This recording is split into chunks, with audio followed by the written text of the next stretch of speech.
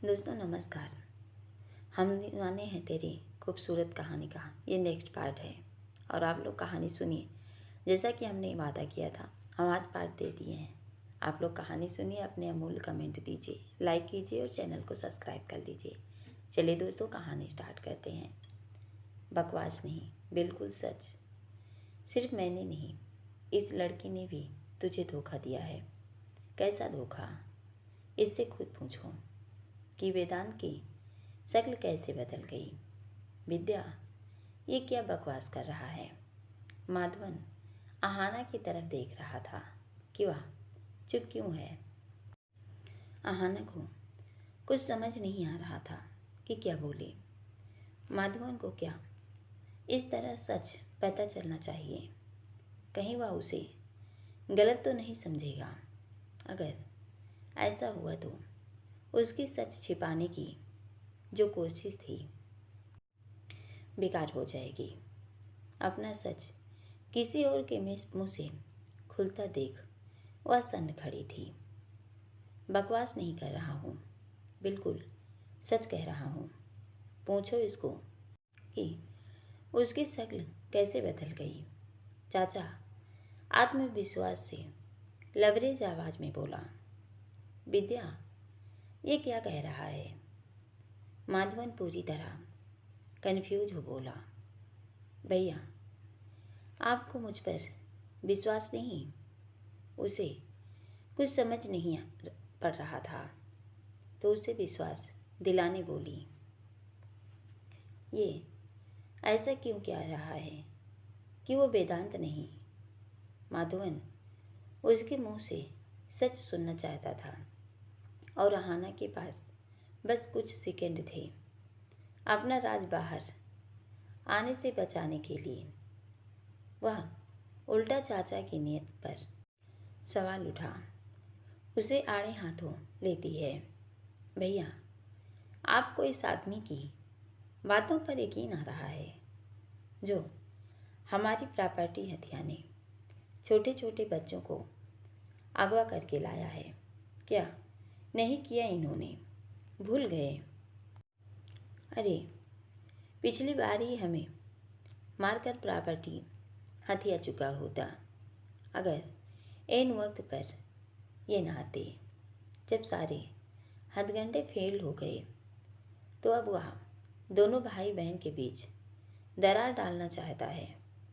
यह अच्छे से जानता है कि हम एक दूसरे की ताकत है जिसे यह हरा नहीं सकता, इसलिए हमें तोड़कर अलग करने पे परपंच कर आपके मन में संदेह पैदा कर रहा है। अगर वेदांत की शक्ल बदल गई है तो सबूत दिखाइए। आहाना अपना सच छिपाने भरकस कोशिश में थी। ए लड़की, झूठ मत बोल, सच बता कि असल माजरा क्या है।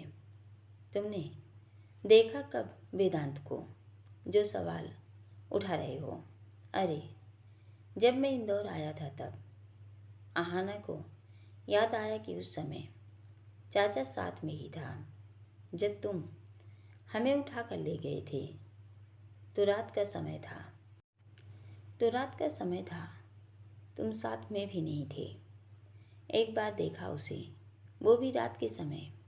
ढंग से देखा कि नहीं और सीधा वेदांत के होने पर सवाल उठा दिए। वह उसे कन्फ्यूज करने बोली। वह जिस तरह उस रात की हर बात सटीक बता देती है। एक पल को चाचा हड़बड़ाया। आहाना ने गुस्सारा दृश्य अपने सामने न देखा होता तो वह उसे कैसे बताती, पर वह बता देती है, जिसे चाचा थोड़ा झिझका। वो सच में वेदांत है तो तुम मरने के बाद जिंदा कैसे हुई?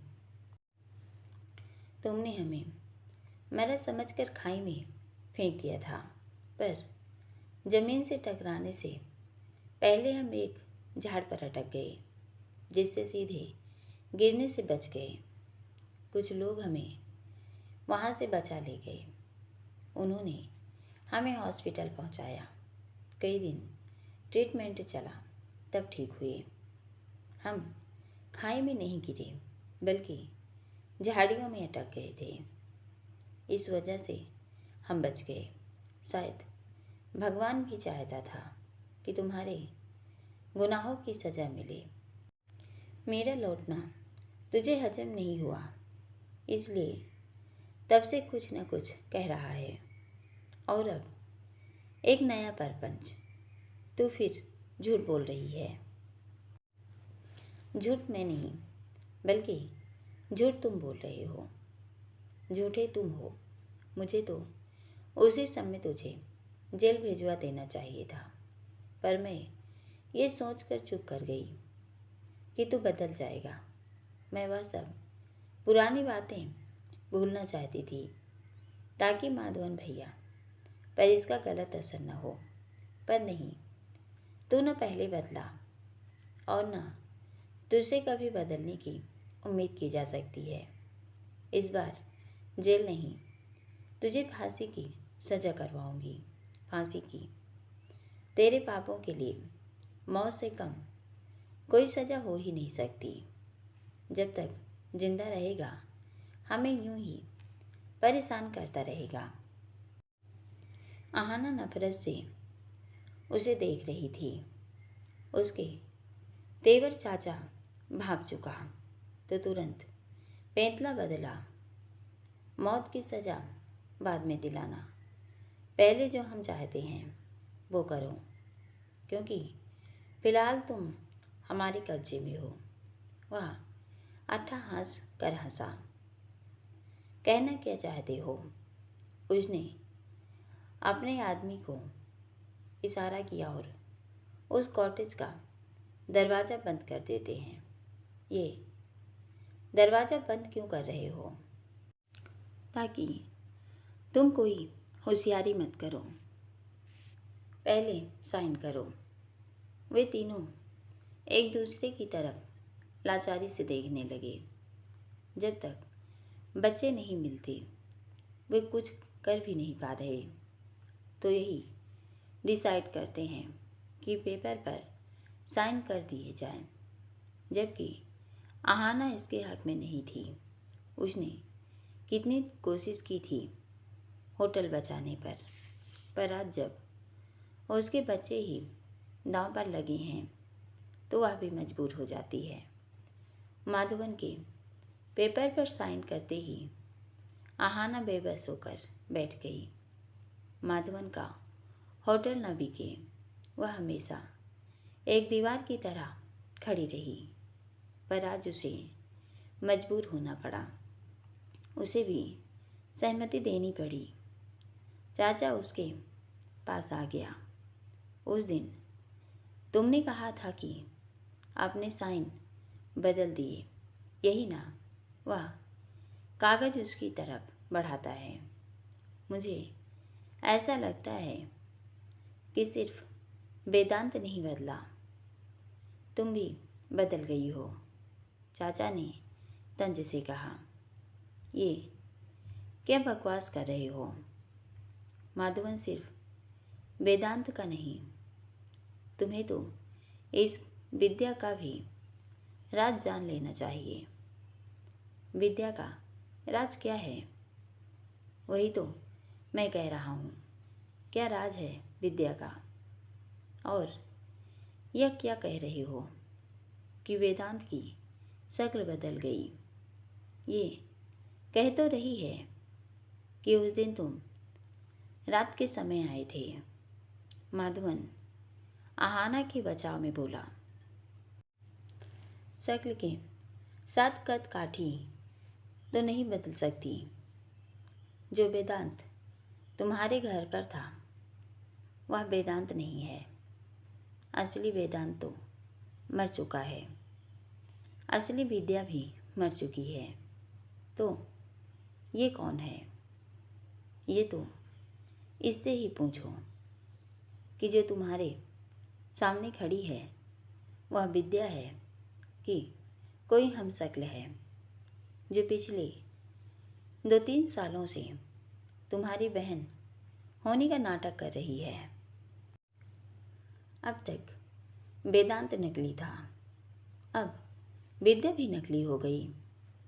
माधवन सवालिया नज़र से चाचा को देख रहा था। हाँ, ऐसे सिर पैर की बात करने का क्या तुक? तुम समझ रहे हो कि मैंने तुम्हें धोखा दिया, पर असली धोखा ये लड़की तुम्हें दे रही है। ये विद्या है ही नहीं। साइन न मैच हो तो इसने साइन ही बदल दिए। नकली वेदांत को यहाँ ले आई। अरे माधवन, तेरी किस्मत ही खराब है। सभी को तेरी प्रॉपर्टी चाहिए। तुम प्रॉपर्टी का करोगे भी क्या? तुम्हारी बहन तुम्हारे पास नहीं, जीजा तुम्हारे पास नहीं, और यह जो तुम्हारी बहन बनकर आई है नया, वे सिर्फ तुम्हारी प्रॉपर्टी हथियाना चाहती है। वह माधवन को आहाना के खिलाफ भड़का रहा था। मैं तेरी जान ले लूँगा। बकवास की तो माधवन के सब्र का पैमाना छलक उठा। विद्या मर चुकी है और साथ में वेदांत भी।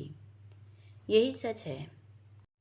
अगर विद्या मर गई है तो यह क्या विद्या का भूत है? विद्या का भूत नहीं है, कोई बहरूपिया है। तुझे प्रॉपर्टी पर साइन चाहिए तो तू ले लिए। मुझे वैसे भी उस प्रॉपर्टी का कोई लालच नहीं। बस विद्या ही चाहती थी कि वह होटल कभी न बिके, इसलिए मैं नहीं बेचना चाहता था। पर अब दे दिया रेस्टोरेंट। अब हमारे बच्चे हमें लौटा दो। तुम्हें जहाँ साइन करने कहा कर दिया। अब बेफालतू का बकवास बंद करो, और अगर तुमने विद्या पर सवाल उठाए तो मैं तुम्हें माफ़ नहीं करूँगा। एक यही मेरा सहारा बची है, उसे भी छीनना चाहता है ताकि तेरा रास्ता साफ हो जाए। मैं तेरी आंखों पर गिरा पर्दा उठाना चाहता हूँ जो इस लड़की ने डाल रखा है। किया विद्या है ही। तुम इतने यकीन से कह सकती हो कि यह विद्या नहीं। अच्छा, इसको खुद पूछो। विद्या, ये चाचा क्या कह रहा है? क्या आपको मुझ पर विश्वास नहीं? खुद से ज़्यादा तो यकीन मानिए, मैं आपकी बहन विद्या हूँ और आप मेरी माधवन भैया। बोलते हुए उसकी आंखों से आंसू टपक पड़े। उसके ये आंसू माधवन को कुछ अटपटे लगे। उसकी आवाज़ में दृढ़ता नहीं थी। विद्या, तुम क्यों रो रही हो? अरे सच सामने आ रहा है। तुम मगरमच्छ के आंसू बहा रही है। तू चुप कर समझा ना। अविराज इतनी देर से सब सुनकर भी यह सोचकर चुप था कि कहीं उसके बोलने से मामला न बिगड़ जाए। जब बात सर के ऊपर से गुजरने लगी तो वह भी आपा खो देता है। अपनी बकवास बंद कर। जब रेस्टोरेंट मिल गया तो बच्चे छोड़ दिए। अब ये तुम दूर हटो, तुम बीच में मत पड़ो। तुमसे तो हिसाब बाद में चुकता करना है। जेल भिजवाया न तूने हमें तो सबको सज़ा मिलेगी। तू जानता नहीं मैं कौन हूँ। अगर तू देश का प्रधानमंत्री भी होगा तब भी हमारा कुछ नहीं बिगाड़ सकता, क्योंकि तुम्हारी कमजोरी बच्चे हैं जो कि हमारे पास हैं। अब चुपचाप वो करो जो कहा है। लो साइन करो। वह दूसरे पेपर्स माधवन की तरफ बढ़ाता है। ये क्या है? उसने हैरानी से पूछा। ये होटल तो उन लोगों को चला जाएगा, मुझे कुछ नहीं मिलेगा। तो मुझे तेरा घर और तेरा गांव का ज़मीन भी चाहिए। जितना गिरना था गिर गया। एक बार गिरूँ या 10 बार, क्या फ़र्क पड़ता है? वह इस धोखेबाज लड़की को या प्रॉपर्टी देने से अच्छा मुझे दे दे। मेरे बच्चे तुझे दुआएं देंगे। वह माधवन की तरफ पेपर्स बढ़ाता है, पर अब माधवन पेपर्स पर साइन करते रुक गया। साइन मैं कर दूंगा, पर ये विद्या नहीं, वो वेदांत नहीं। क्यों कह रहे हो? माधवन को उसकी बातों में गंभीरता लग रही थी, क्योंकि विद्या मर चुकी है और ये उसकी हमशक्ल है। अगर यकीन नहीं तो इससे बचपन की वो घटना पूछो जो सिर्फ तुम दोनों के बीच थी। ये जवाब नहीं दे पाएगी और इसका सच सामने आ जाएगा। माधवन आहाना की तरफ देख रहा था। उसका दिल जोरों से धड़क रहा था। उसे होटल की प्रॉपर्टी जाने का दुख नहीं हो रहा था, बस वो चाहता था कि विद्या पर जो सवाल उठे हैं वो झूठे हों। पर जिस तरह आहाना अपना बचाव कर रही थी, शक उसे भी होने लगा था। भैया, आपको मुझ पर विश्वास नहीं? आहाना उसे अपनी तरफ अविश्वास से देखती बोली। अंधों की तरह विश्वास किया है तुझ पर और करूँगा भी। आज जो मैं नॉर्मल हुआ वो तेरी वजह से। फिर मुझ पर शक क्यों जता रहे हैं? ये कह रहा है उसकी वजह भी होगी। इसका विश्वास कर रहे हो, पर मेरा नहीं। याद है बचपन में एक बार तू और मैं नारियल के बगीचे में गए थे और मैं पेड़ पर चढ़ा था। तू नीचे नारियल इकट्ठा कर रही थी। ऊपर से कोकोनट बटर गिर गया था। मुझे अब कहाँ याद होगा। वह तेरे पैर पर गिरा और तेरे पैर की एक उंगली आधी कट कर अलग हो गई थी। बाद में सर्जरी से जुड़ तो गया, पर वो निशान बड़े होने पर भी नहीं गया था।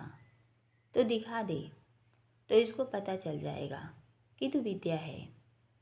आहाना की सच छिपाने की कोशिश नाकाम हो गई। वो घटना को याद नहीं है कहकर झुठला सकती है। निशान कहाँ से लाएगी? तो चेहरे की हवाइयाँ उड़ गई कि अब सच माधवन के सामने आ ही जाएगा।